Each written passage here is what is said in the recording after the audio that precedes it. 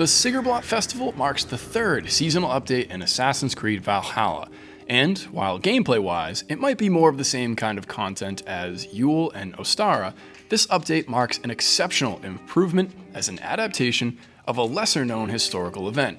Simply put, the way the team at Ubisoft have crafted a small section of musings from an Icelandic poet into a return to Ravensthorpe is an incredibly impressive achievement from this history teacher's point of view. Let's take a brief look at how and why.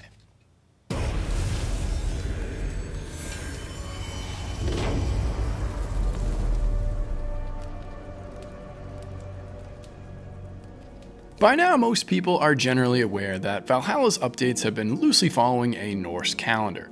I actually covered this concept already in a previous video, so I say loosely not to be critical of the team at Ubisoft. I mean, in my honest opinion, this is a really cool and interesting way to build immersion, but loosely as a way to be clear on the differences between a calendar in our time and what a calendar might look like in a pre-Christian Viking culture. Viking calendars wouldn't have followed a timeline as much as they would have observed and reacted to moon cycles. So as a result, following these seasons has triumphantly brought us to the hardest working months of the year and the representation of a kind of Viking Thanksgiving, as some historians call it, the Sigrblot festival, Freyja's Blot, or Freyja's Feast. It has a couple different titles. The idea here is to make sacrifices of food as a token to good harvest, and of course, a concept of victory. Gods, so we can earn their favor. With their blessing, we will have calm waters, good winds, and much bounty. One of the earliest references to Sigrblot is in Chapter 8 of Ynglinga Saga, written by Snorri Sturluson, one of the premier authors of the Prose Edda. How do we know what we know about Norse mythology? Well, the Prose Edda is one of the best sources of said information. His Ynglinga Saga serves primarily as like a medieval textbook from, history of the Swedish kings. Just keep in mind that the first part of this saga is primarily about the Norse gods establishing themselves in Scandinavia and Freyr's founding of the Yngling dynasty. So it's about as accurate as Homer including a demigod Achilles in the Trojan War. The things I do for love. Anyway, in the early chapters, Snorri writes of the laws established by Odin. These proclamations include a statement on when the three major sacrifices of the year should be made and why. Odin established the same law in his land that had been enforced in Asaland. Thus, he established by law that all dead men should be buried, and their belongings laid with them upon the pile, and the ashes be cast into the sea or buried in the earth. Thus, said he, everyone who will come to Valhalla with the riches he had with him upon the pile, and he would also enjoy whatever he had himself buried in the earth. For men of consequence, a mound should be raised to their memory. For all other warriors who had been distinguished for manhood, a standing stone, which custom remained long after Odin's time. On winter day, there should be blood sacrifice for a good year, in the middle of the winter, for a good crop, and the third sacrifice should be on summer day, for victory in battle. The people paid Odin and paid the expense of the sacrifice feast for a good year. Modern scholars have questioned whether this passage accurately reflects an actual religious practice, though. In his Norse mythology, A Guide to Gods, Heroes, Rituals, and Beliefs, John Lindau writes that the summer ceremony, if it was for victory, would coincide with the departure of ships on raiding, and more mundanely trading, but voyages.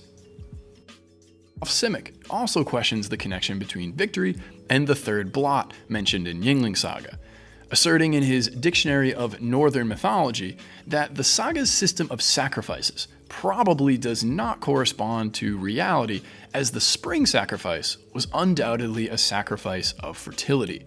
However, victory is not necessarily incompatible with either peaceful voyages or fertility. The word Sigrblot means victory sacrifice, and the writings of Samuel Lang and Andy Orchard take the concept a step further and expand the word victory to victory in battle and victory in war, respectively.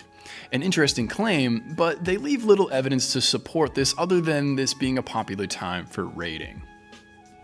Another piece of analysis from this event comes from historian Johannes A. Levy, who contends it is the victory of life and growth of the summer over death and stagnation of the winter.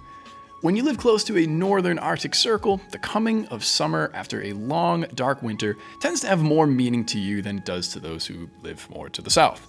Okay? Interesting. The final interpretation of this section comes from a more crucial look at the Sigr part of Sigrblot, which translates to preparing those who are gathered or sitting for sharing and learning, for giving advice and gaining knowledge. Which brings us back to Valhalla, where all of these versions of Sigrblot are present, and the text from Ynglinga Saga is fully visualized. We've got sacrificing pigs. It's raiding season and I'm shepherding pigs through the mud. Preparing for war. That way I can test my mettle while your warriors practice for battle. And an emphasis on bringing people together for a feast. It's raiding season, kid. Overall, I'd argue that this is the most Norse-versed free content we've received yet, and it shows the dedication to infusing Valhalla with historical context. While, of course, being a great history-focused hype train for the Siege of Paris DLC that'll drop in a few weeks. So, enjoy this rendition of Sigrblot, everyone. Eivor the pig herder.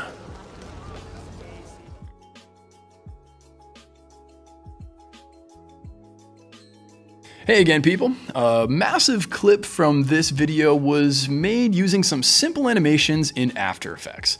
If you thought it was neato and want to learn how to create something similar, I have here a link to a behind-the-scene tutorial sort of thing. It's lovingly made by yours truly as well, so feel free to head on over to C323 Studios to check it out.